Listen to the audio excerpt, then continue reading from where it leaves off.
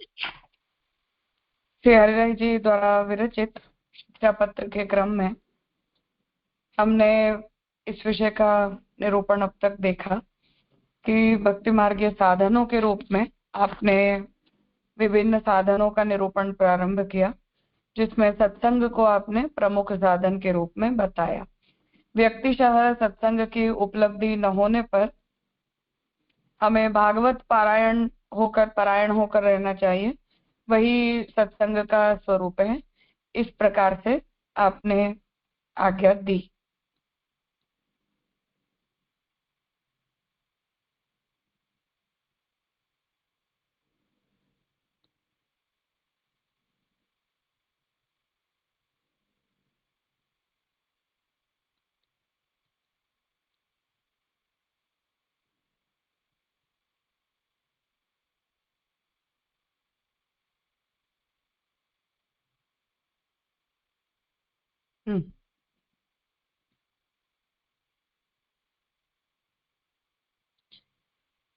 अब आगे आपने निवेदन का स्मरण नित्य हमें करना चाहिए।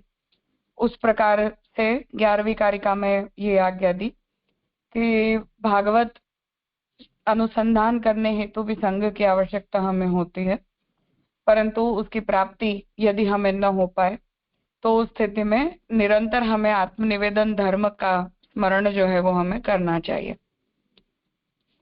अब 12वीं कारिका में आप ये आज्ञा कर रहे हैं, अष्टाक्षर महामंत्र कीर्तनेन विशेषतः पंचाक्षरेण मंत्रेण तदीयत्व विभावनात्। अष्टाक्षर महामंत्र के कीर्तन करिके विशेष सो पंचाक्षर मंत्र करिके तदीय पने के विशेष भावना सो चिंता निवृत्त होते। ठीक है, अष्टाक्षर महामंत्र है श्री कृष्ण शरणम मम। ये ही मंत्र को अष्टप्रहर पुकारी के कीर्तन करे तो सर्वसिद्ध होए।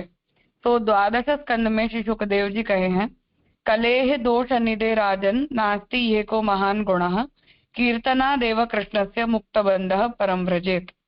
यद्यपि कलयुग दोष निधि है, परंतु तामे एक बड़ो गुण है, जो श्री कृष्ण के नाम को कीर्तन जो करते तो यह काल बंधन ते छूटी जाते। तो यहाँ से हरिराय जी आज्ञा कर रहे हैं कि शरण मंत्र का भी अनुसंधान हमें करना चाहिए। तो अष्टाक्षर और पंचाक्षर ये दोनों हमारे दीक्षा मंत्र हैं। तो अष्टाक्षर मंत्र का तो नित्य अनुसंधान करने की आज्ञा नवरत्न में श्री महाप्रभु जी देते हैं। सुखदेव जी भी 12 स्कंद में ये आज्ञा कर रहे हैं कि कलयुग जो है वो दोषों से भरा हुआ है, परंतु इसका एक गुण है कि इस कलयुग के अंदर भी जो व्यक्ति भगवान नाम कीर्तन करता है, अर्थात कि भगवान के विषय में अपनी वाणी से कुछ बोलता है, कुछ सुनता है, कुछ स्मरण करता है, तो वो इस काल बंधन से निवृत्त होकर भक्ति को प्राप्त करता है। ताते अष्टाक्षर मंत्र को कीर्तन करे तथा पंचाक्षर मंत्र की भावना तदीय होए के तदीय के संग मिली के करे। तो अष्टाक्षर मंत्र का हमें जब कीर्तन या निरंतर पठन स्मरण करते रहना चाहिए। पंचाक्षर मंत्र के उच्चारण के विषय में अपने यहाँ सदा सर्वदा किसी के भी सामने पंचाक्षर मंत्र का प्रयोग कर देना या किसी के भी साथ बैठकर पंचाक्षर मंत्र का चिंतन कर लेना, ये अपना प्रकार नहीं है। परंतु जो भी हमारे अति निकट के लोग हों, उनके साथ मंत्रोच्चार किए बिना केवल उसके अर्थ का अनुसंधान या निवेदन के धर्म का अनुसंधान हमें करना चाहिए, वो आज्ञा यहाँ कर रहे हैं। तो आचार्य जी महाप्रभु नवरत्न में कहे हैं, निवेदनम तु स्मर्तव्यम सर्वथा तादृशैः जनैः। सर्वथा तादृशीय वैष्णव जन के संग निवेदन तो स्मरण करिवे योग्य है। भगवदीय के संग बिना पंचाक्षर भाव प्रकट न होए ताते निवेदन के स्मरण में भगवदीय की अपेक्षा है। तो स्वयं भी कर सकते हैं, परंतु आत्मनिवेदन का जो धर्म है उसके बोध के लिए हमें संग की आवश्यकता, भगवदियों के संग की आवश्यकता पड़ती है। इसलिए उन भगवदियों का संग करके और अब हमें अपने आत्मनिवेदन धर्म का विचार या आत्मनिवेदन के धर्म का चिंतन जो है वो हमें करना चाहिए। ये आज्ञा यहाँ श्री हरिराय जी कर रहे हैं। तो आत्मनिवेदन के धर्म का चिंतन हमें करना चाहिए। आत्मनिवेदन मंत्र का जो उच्चारण या चिंतन है वो सार्वजनिक रूप से नहीं किया जाता। आगे, वैराग्य परितोषाभ्याम कृष्ण सन्निहित स्थितेः लौकिक क्लेशजौ दास्यात् पुत्राद्यननुरागतः। शब्दार्थ, वैराग्य तथा संतोष करके श्री कृष्ण भगवत स्वरूप के सन्निधान में स्थिति सो लौकिक क्लेश में भयो जो औदासीन्य तासो और पुत्रादिकन में अप्रीति सो चिंता निवृत्त होते हैं।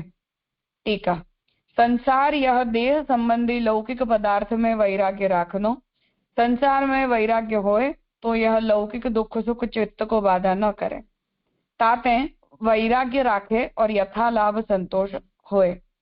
तो अब यहाँ भक्ति मार्ग में हमारी स्थिति सरल कैसे बन सकती है उसके सहायक धर्म का निरूपण कर रहे हैं कि संसार संबंधी अर्थात हमारे अहंता ममता संबंधी जितने भी पदार्थ हैं उनके प्रति चित्त से वैराग्य रखना चाहिए। संसार में अगर वैराग्य होता है तो लौकिक दुख सुख जो भी हैं वो चित्त को बाधा रूप नहीं होते हैं। इसलिए विरक्त मन को रखते हुए जो कुछ भी प्राप्त हो जाए उससे संतुष्ट होकर हमें रहना चाहिए। जो सहज में आय प्राप्त होए ताही में संतोष होए। तो प्राप्तम सेवेत निर्मम, इस प्रक्रिया से ममता रहित होकर बिना ज्यादा उद्वेग के जो कुछ भी हमें सरलता सुगमता से प्राप्त हो जाता हो उसी का सेवन हमें करना चाहिए। जो मन में विक्षेप न होए और श्री कृष्ण जहाँ विराजत होए पुष्टि मार्ग की रीति सो सेवा होए तिनके पास स्थिति होए तो दर्शन सेवा बनी आवे। तो संतुष्टि और वैराग्य का अनुसरण करने से चित्त में विक्षेप नहीं होता है। भगवान जहाँ विराजते हैं पुष्टि मार्ग की रीति से सेवा होती है। उन वैष्णवों के साथ हमें स्थिति करनी चाहिए। उनके साथ भगवत सेवा आदि का अनुसंधान दर्शन आदि हमें करने चाहिए। तो भक्तिवर्धिनी में श्री आचार्य जी महाप्रभु कहे हैं, अधूरे विप्रकर सेवा यथा चित्तम न दुष्यति। समीप में अथवा दूरी में जैसे चित्त दोष युक्त न होए तैसे रहे। निकट रही के सेवा करे तो चित्त के सगरे दोष को नाश होए, परंतु बहुत निकट में चित्त में दोष आवे तो नेक दूरी रहे। परि नित्य सेवा दर्शन बने सो करे। लौकिक क्लेश ते अपनो मन उदास राखे, अपने चित्त में लौकिक क्लेश न करे और देह संबंधी पुत्र स्त्री बंधु काहू में अनुराग न राखे। तो हमारे जो भी आत्मीय वैष्णव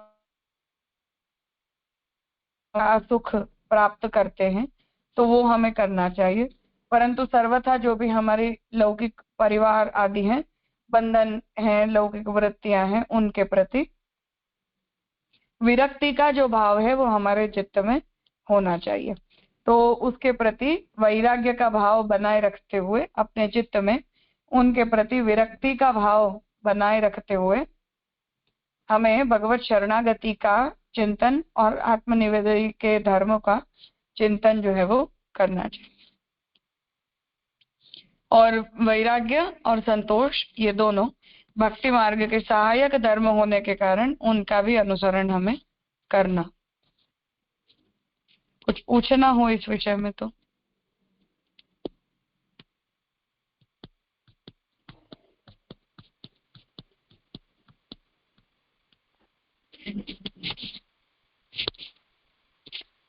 हाँ अर्पिता बहन।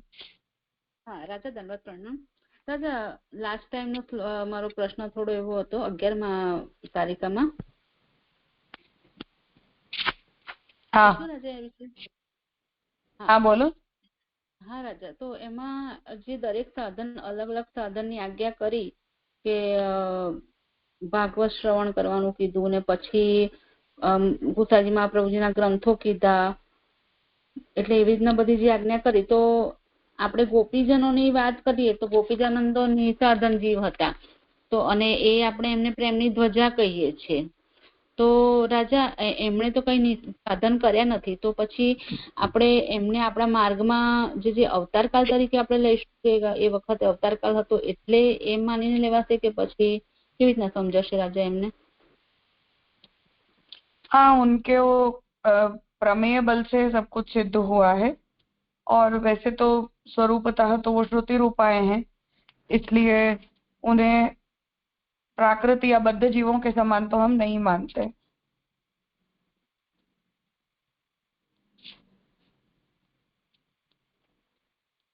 जी राजा।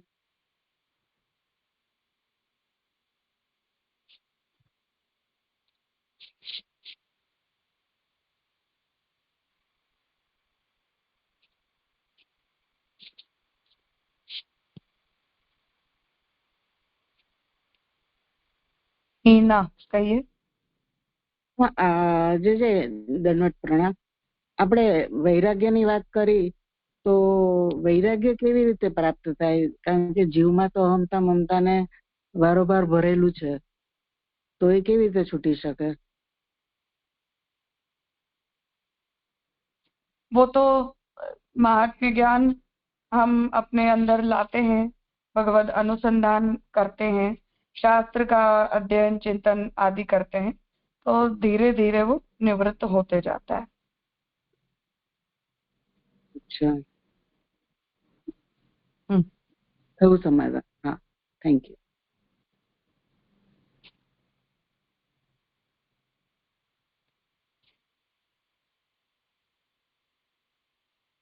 मनीषा शाह कहिए। दंडवत प्रणाम राजा। राजा, ये सेंटेंस समझ में नहीं आ रहा है 13वीं कारिका में कि तेनी પાસે स्थिति हो तो दर्शन सेवा बनी सके। तो आपने वहाँ बोला वैष्णव के पास की स्थिति, तो जनरल अपन ऐसे सबको दर्शन वगैरह नहीं कराते ना, तो ये मुझे सेंटेंस समझना था राजा। दंडवत प्रणाम। ये स्वीयान भक्तान प्रदर्शयेत के संदर्भ से है। तो सेवा आदि भी भगवदियों के संग से हमें आती है, उन्हीं के साथ रहकर हम सीखते हैं। तो गुरु की सन्निधि सर्वदा तो प्राप्त हमें हो नहीं पाती, इसलिए जो उत्तम भगवदीय होते हैं उनके साथ रहकर ही हम सेवा भक्ति सब कुछ जो है वो सीखते हैं। इसलिए जो भी हमारे स्वीय हैं उनके साथ रहकर सब कुछ करना, ऐसा तात्पर्य है। जी राजा।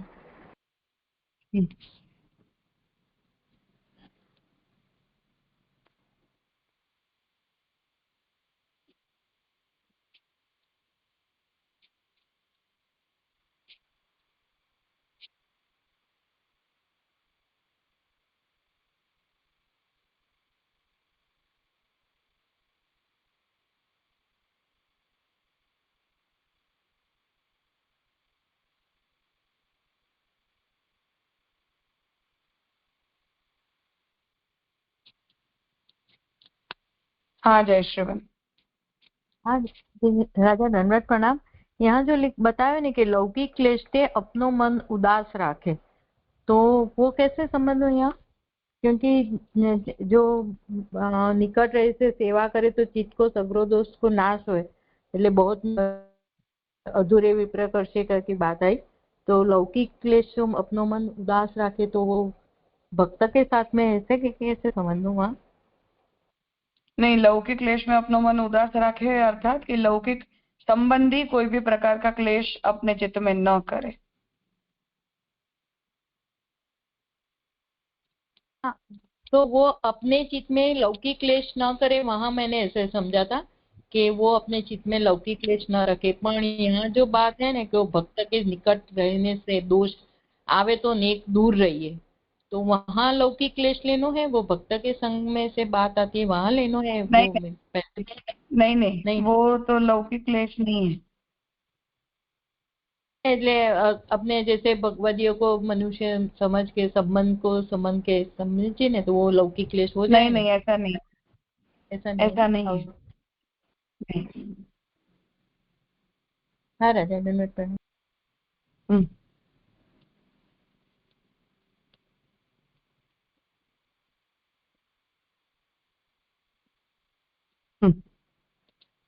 ग्रह वित्ताद्यनासक्त्या तदीयेष्वतिरागतः नवरत्नस्य पाठेन सर्वचिंता निवर्तते। ग्रह और धन आदि में अनासक्ति करके तदीय वैष्णव जन में अति स्नेह सो और नवरत्न ग्रंथ के पाठ करके लौकिक अलौकिक संबंधी सगरी चिंता निवृत्त होते है। टीका। ग्रह धन इत्यादि में आसक्ति न राखे ये सगरे चिंता के मूल है। ताते इनमें प्रीति न करे, पुट्टी मार्गीय भगवदीय में अनुराग राखे, तथा नवरत्न ग्रंथ को पाठ नित्य नियम सो बने, तितनो करे, तो मन में ते सगरी चिंता निवृत्त होए। चिंता नाश के अर्थ गोविंद दुबे वैष्णवन के मिश आयतन मार्गीय सबन के लिए श्री आचार्य जी महाप्रभु जी नवरत्न ग्रंथ प्रकट किए हैं। ताते नवरत्न के पाठ से सर्व चिंता निश्चित दूरी होए। तो यहाँ शहरराय जी ये आज्ञा कर रहे हैं कि फिर भी चिंता, उद्वेग आदि जो कुछ भी लौकिक वातावरण में रहने के कारण हमारे चित्त में उपस्थित होती हो, तो उसकी निवृत्ति के लिए नवरत्न का पाठ करें। अब यहाँ ये नवरत्न का पाठ सकाम भाव से करना ऐसा तात्पर्य नहीं है, पर नवरत्न में जो महाप्रभु जी ने समर्पण धर्म का उपदेश दिया है उसका अनुसंधान करने से हमारी जो भी लौकिक चिंताएं होती हैं या आत्मनिवेदन संबंधी हमारे जो भी विचार होते हैं उन सब की स्पष्टता होती है, उन सब की निवृत्ति होती है। उस हेतु से हमें नवरत्न ग्रंथ का चिंतन पठन करना चाहिए। तो गोविंद दुबे ने जिस भाव से समर्पण संबंधी चिंताओं को महाप्रभु के सामने उपस्थित किया, तो उन्हीं के उपलक्ष्य में महाप्रभु जी ने अपने सभी समर्पित भगवदीय वैष्णवों के हेतु इस ग्रंथ को प्रकट किया है। इसलिए समर्पण संबंधी महाप्रभु की आज्ञा को पढ़ने पर हमारे चित्त में से सभी चिंताएं, उद्वेग आदि निवृत्त होते हैं। एवं निवृत्त वैमुख्यम जनम दुखम न बाधते, अतः तन्मात्र यत्नैस्तु भवितव्यम भवादृशैः। शब्दार्थ। ऊपर कहे ता प्रकार निवृत्त होए गई है बहिर्मुखता जिनकी, ऐसे वैष्णव जन को दुख बाधा नहीं करते। तासो बहिर्मुखता निवृत्ति मात्र में ये है यत्न जिनको, ऐसे तुम्हारे सारिखे को रहनो। टीका।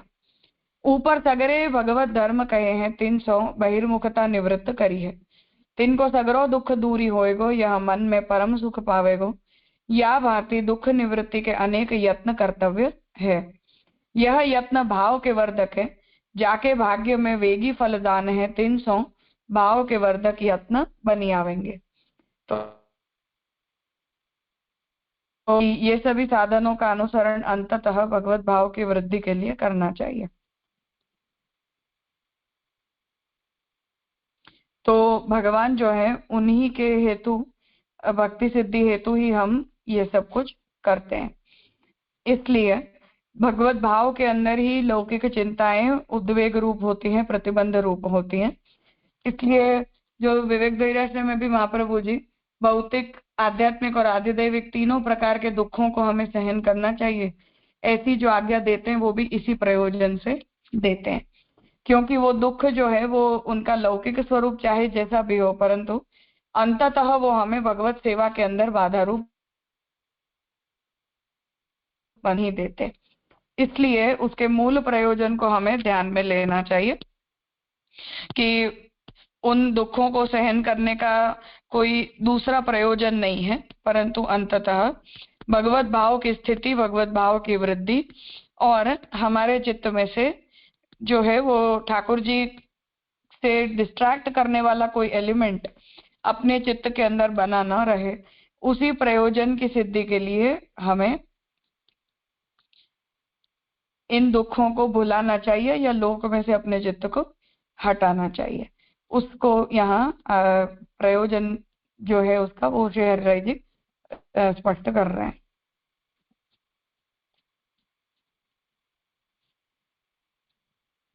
अब इस पत्र को यहाँ 2 कारिकाओं से शेर राय जी अंत में संपन्न कर रहे हैं समाप्ति उपदेश के द्वारा।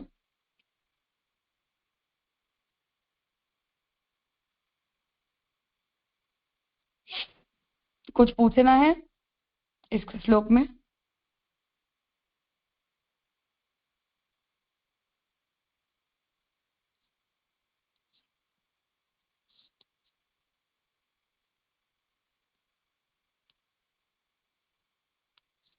हाँ स्वाति बहन। हाँ दंडवत प्रणाम राजा। राजा जयश्रीबेन ने जो प्रश्न किया ना वो अभी भी क्लियर नहीं भयो, क्योंकि लौकिक क्लेशु खुद को मन उदास रखनो वो क्लियर नहीं भयो। दो निषेध है, दो निषेध को हम विधान वाक्य के रूप में लेते हैं। तो लौकिक क्लेश से अपने मन को उदास रखने का मतलब, क्लेश और उदास ये दोनों ही नेगेटिव वर्ड्स हैं। तो लौकिक जो भी क्लेश होते हैं उनसे अपने चित्त को उदास रखना, अर्थात कि उसमें हमें इंटरेस्ट नहीं लेना, ऐसा अर्थ है। ओके, इन्वॉल्व नहीं होना लौकिक क्लेश में। हाँ, ओके, उदासीन रहना लौकिक क्लेश से। हाँ, ओके। और वही संदर्भ में देश संबंधी, पुत्र स्त्री बंधु वगैरह किसी को अनुराग न करो। जिसके साथ, जिसके संग क्लेश हो रहे हो है, वो संबंधी से अनुराग नहीं करनो या नॉर्मली ही नहीं करना।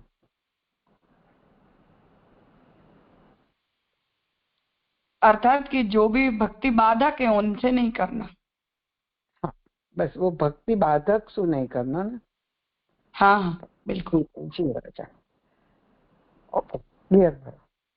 और राजा एक ये प्रश्न, तो शायद ये टॉपिक के साथ नहीं है, लेकिन ये जो कली काल के अंदर भगवत नाम जो है ना, कि कली काल में भगवत नाम ही अपन को उजागर कर रहे हो है, तो ऐसे द्वापर या त्रेता युग में यज्ञ आदि से उजागर होते, ऐसे कुछ है?